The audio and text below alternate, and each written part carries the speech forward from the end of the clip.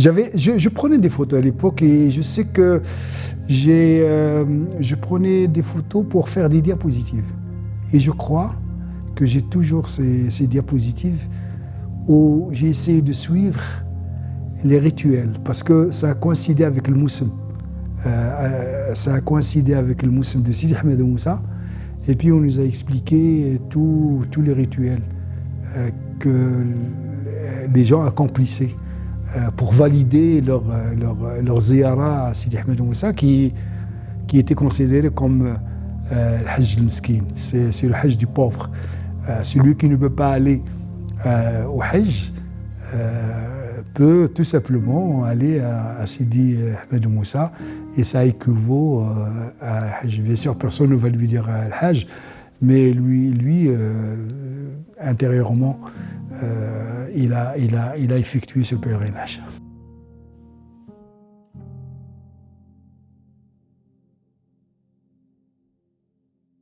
Les films que j'ai réalisés, il y en a 3. Le premier concernait la transhumance, l'intija, la transhumance à l'Okaïmden. Comme je vous ai dit, on travaille moi je travaille sur l'élevage, sur la production pastorale, etc. Et donc la transhumance est un moment très fort. Et les familles, à partir du 10 août, ils vont en transhumance. Et je l'ai observé 3 années de suite. Et puis, bien sûr, plus j'observe, plus j'avance dans ma recherche. Et j'ai trouvé que ça serait intéressant d'en faire un film. Et c'est comme ça que j'ai réalisé le premier film en 1988. À l'époque, j'étais à l'École nationale d'agriculture. Et j'ai réalisé ce film de 26 minutes que j'ai appelé « Intrusion dans l'Atlas pastoral » et qui racontait un petit peu ce séjour des éleveurs qui viennent en famille là-bas, et leur vie qui est accompagnée d'un certain nombre de festivités, de rituels, etc. Et c'est ce que j'ai essayé de montrer par image, bien sûr, pour renforcer un petit peu ce que j'ai décrit dans la thèse que j'ai soutenue par la suite, en 1993.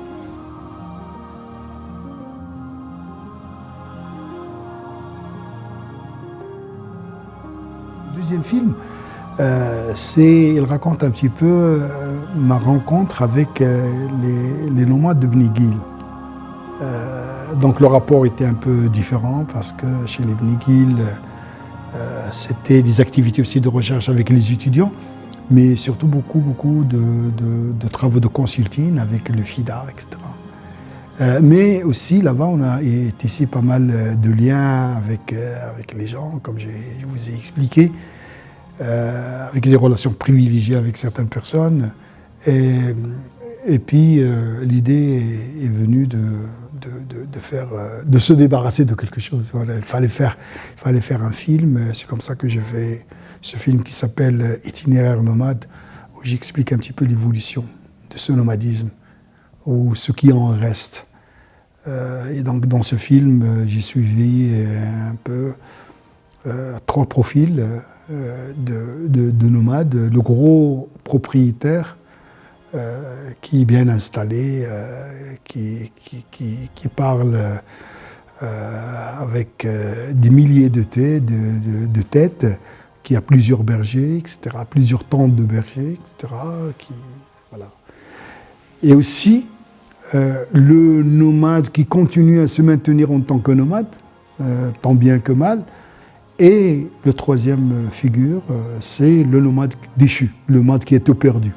Et donc ça a donné quelque chose qui montre un peu les différents itinéraires des nomades, mais à l'intérieur aussi des jeunes qui parlent de leur expérience, voilà, qui sont allés en Espagne, qui ont immigré, qui sont retournés, qui font des petites affaires, etc. Bon, sur 26 minutes, on ne peut pas tout dire, mais on peut raconter on peut avoir une idée sur ce que c'est que le nomadisme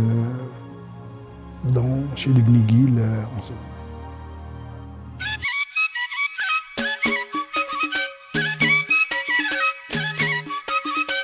Le troisième film, c'est un film de 10 minutes, mais là c'est un film qui figurait dans le dossier qu'on a présenté pour inscrire la danse Teskewin dans le patrimoine mondial culturel de l'UNESCO.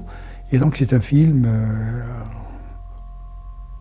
où j'ai donné la parole aux gens pour parler de cette danse, la faire connaître et de parler aussi des défis qui la guettent et puis voilà, et comment ils peuvent aussi s'en sortir parce que c'est aussi une danse qui est menacée de disparition si rien n'est fait pour la conserver.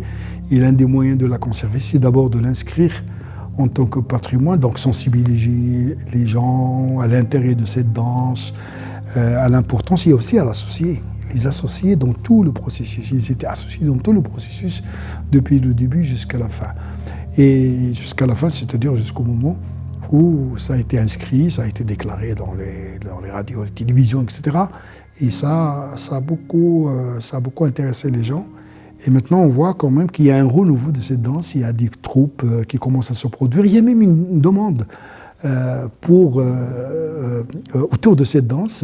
Et la meilleure chose qui soit arrivée à cette danse, c'est qu'une troupe d'Ida Mahmoud, une tribu de l'Atlas, du nord de l'Atlas, du Haut Atlas, du Grand Atlas, a été invitée au dernier festival de la musique sacrée, à l'ouverture de ce festival. Et pour nous, c'était vraiment un honneur et une reconnaissance au niveau national de cette danse. Et j'espère qu'on doit continuer à travailler pour la faire mieux connaître et surtout pour la transmettre aux générations futures. Parce que c'est une belle danse.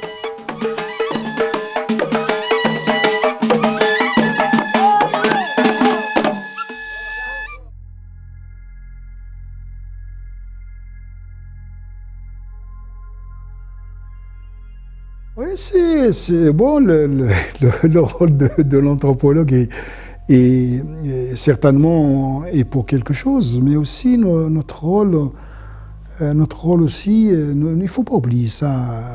Ça dépend qu'est-ce que nous voulons de ce pays. C'est une question très, très importante. Par-delà de vous êtes enseignant, vous êtes anthropologue, sociologue, vous avez la légitimité de faire de l'anthropologie ou pas, etc. Tout ça, pour moi, c'est important, mais c'est secondaire par rapport à la question qu'est-ce qu'on veut faire de ce pays et comment chacun de son côté peut apporter une petite contribution. Hein, c'est un petit peu le colibri, l'histoire du colibri. Comment chacun peut apporter quelque chose, peut faire quelque chose pour que ce pays avance.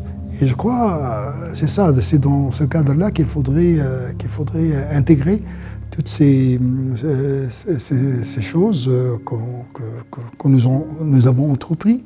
Il n'y a pas que moi, il y a beaucoup de gens qui ont entrepris ce genre de choses.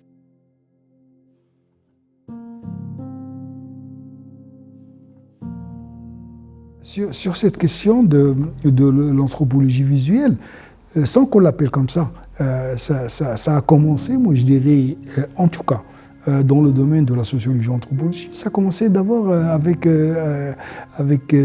au cinéma, avec un petit film qui s'appelle Sinagafay, et qui parle de l'eau dans le house. C'est un film qui est connu par les cinéphiles, etc.